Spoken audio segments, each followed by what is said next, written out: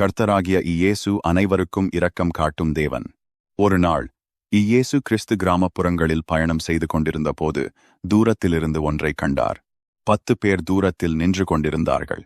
அவர்கள் தொழுநோய் எனப்படும் ஒரு கொடிய தோல் நோயால் அவதிப்பட்டுக் கொண்டிருந்தார்கள். இதன் காரணமாக அவர்கள் மற்றவர்களுடன் வாழ அனுமதிக்கப்படவில்லை. அவர்கள் தனிமையாகவும் துன்பப்பட்டும் புறக்கணிக்கப்பட்டும் இருந்தார்கள். தங்கள் இருதயங்களில் நம்பிக்கையுடன் அவர்கள், இயேசுவே, எங்கள் மேல் இரக்கமாயிரும் என்று கூக்குரலிட்டார்கள்.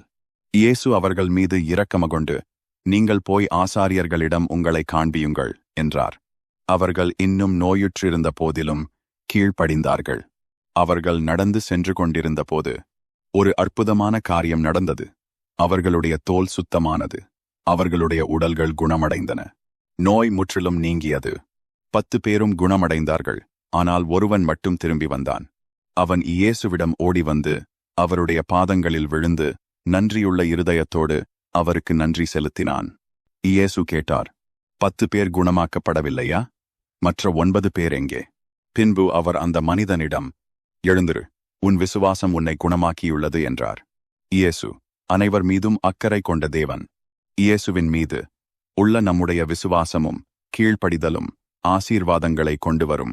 எப்போதும் நினைவில் கொள்ளுங்கள், தேவனுக்கு நன்றி சொல்ல ஒருபோதும் மறக்காதீர்கள். கர்த்தராகிய இயேசு உங்கள் வாழ்வில் அற்புதங்களைச் செய்வார். விசுவாசியுங்கள், தேவனுடைய மகிமையை காண்பீர்கள்.